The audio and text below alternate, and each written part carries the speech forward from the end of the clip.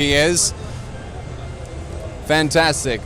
Phil, but Andrew, pleasure to meet you. Hi there. Hey, Bethany. Bethany, pleasure to meet you. Good, good. How are you? How's your E3 going? It is exhausting, but really, really excited to be here. Really, really exciting. Lots of sounds, lots of lights. Yeah, right. So what do you have to show for us today? Right, so the game we're showing you today is called Overcooked. Okay. It is a cooperative cooking game All right. for wonderful players.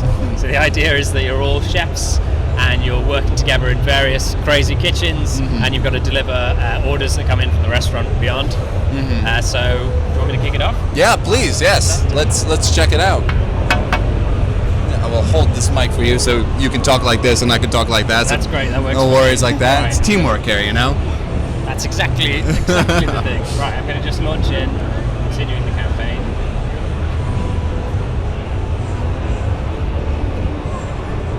Yeah, I'm just going to do a little cheat here so we can unlock all the levels so you guys can see. Some lovely dev cheats. Yeah, absolutely. Fantastic. There we go. All right. Right, so this is the Onion Kingdom. This is basically the world that you're exploring together in your little food truck van. Okay. And the idea is you're going to all these different kitchens that are spread around, gaining experience and learning how to cook different things together so you can ultimately take on this mythical beast that we have in the game. Interesting. All right.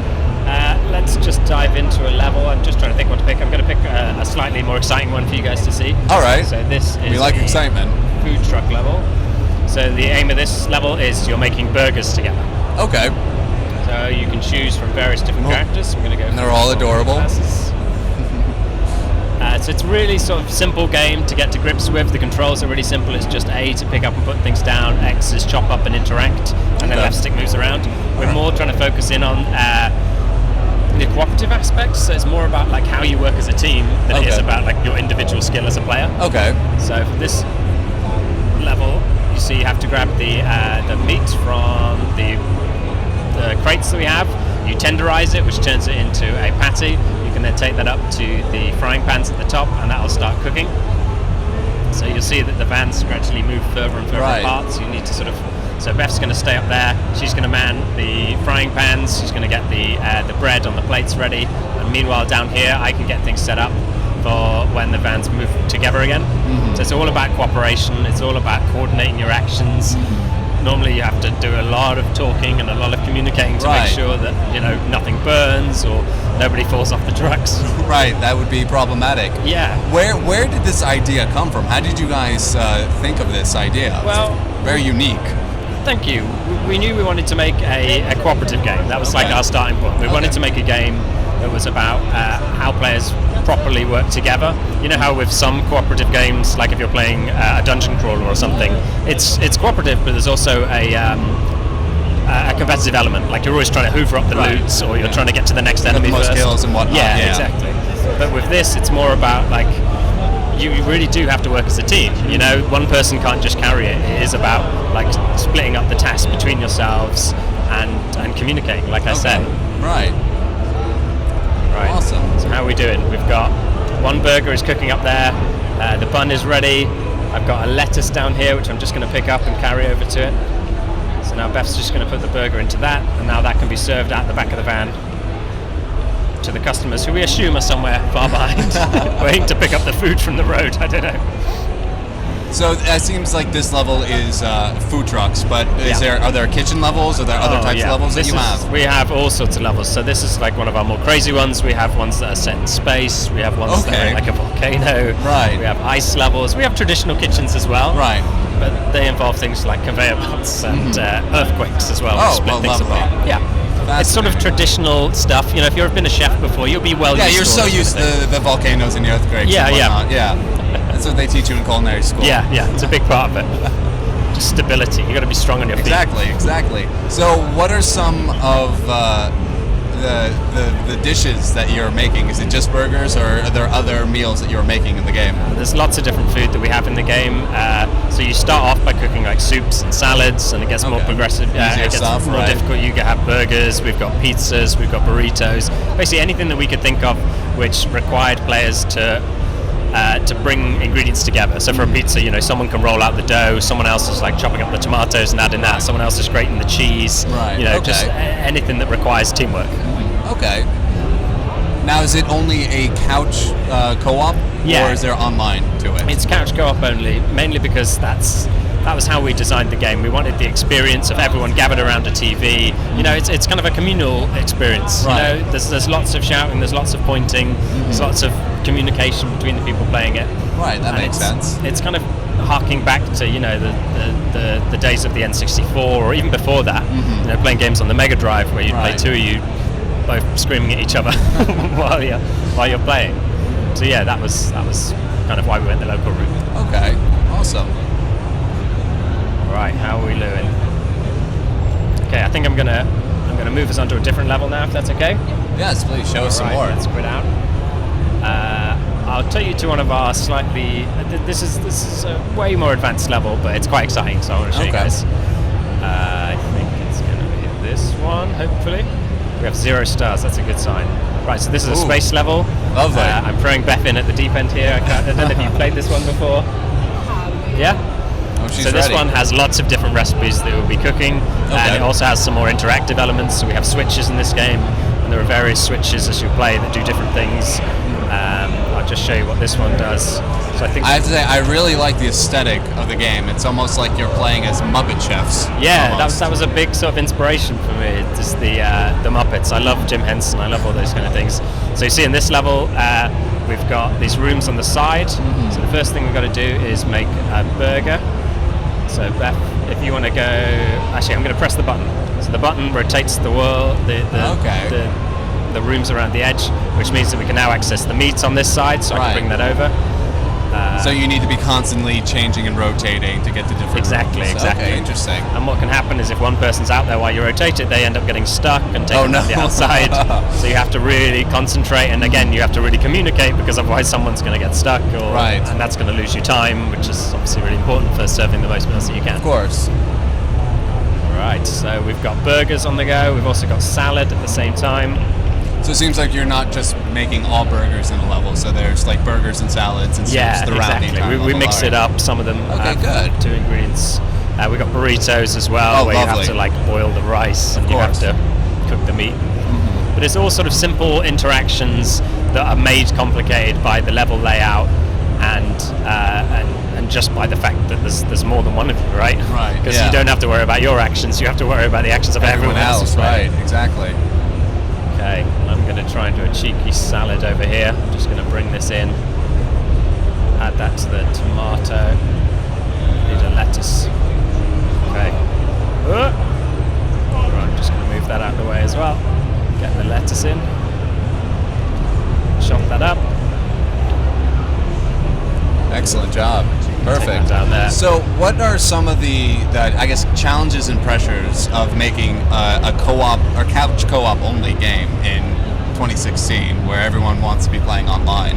Yeah, it has been tricky. There's definitely people who want to play the game online. I think for us it came from the experience we had and the joy we had of playing those kind of games Right. that we wanted to get back to. And I think that's something that's kind of missing these days, and I think it's a little bit It sad. is, I like yeah. the idea of, you get your friends round, you have some drinks, alcoholic or not, depending on your preference, Right. and you all gather around a TV, and there's like that communal aspect. Like I say, I like the fact that it's you and your close friends, and Right. you're talking, and Right.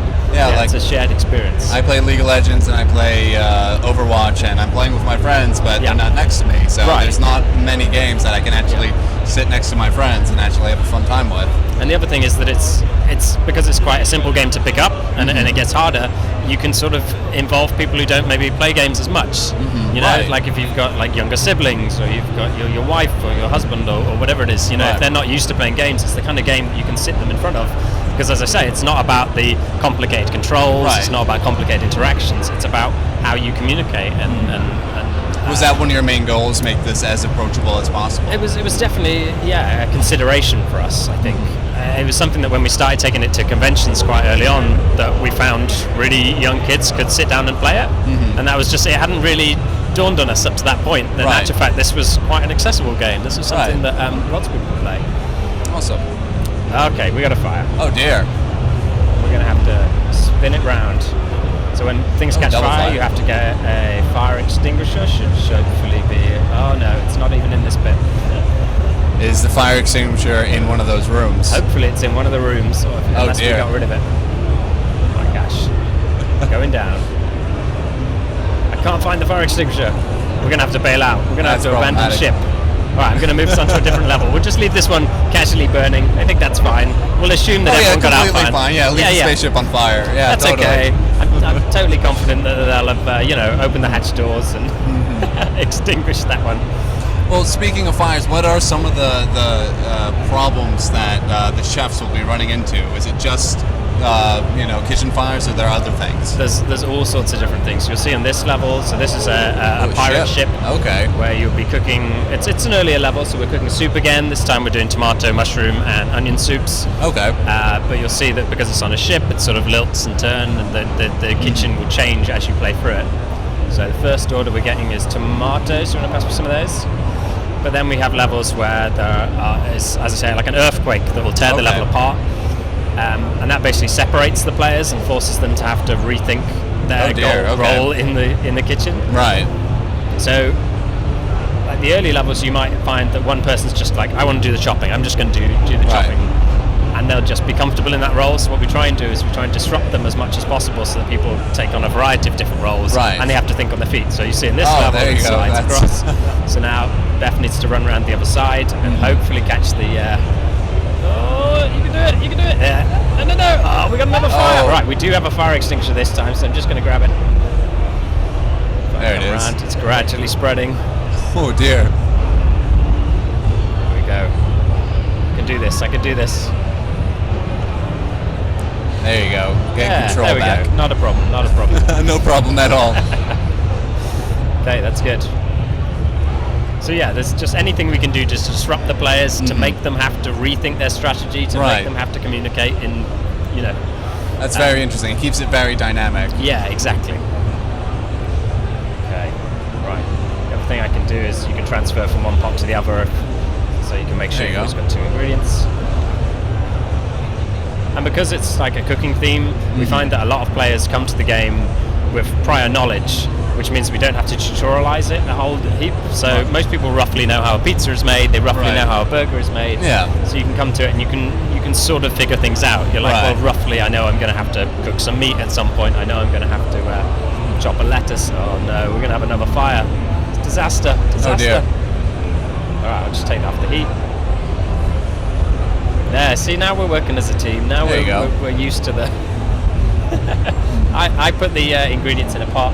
We wait for it to set on fire, and then somebody puts it out. Simple. Yeah, teamwork like that. Exactly. Yeah. So when is Overcooked going to be available for people? So we're working on porting it at the minute for Xbox One and PlayStation 4. We're in the very final stages of that, so we're hoping it's a few months away, but we don't have an official release date yet. Okay, fantastic. Awesome.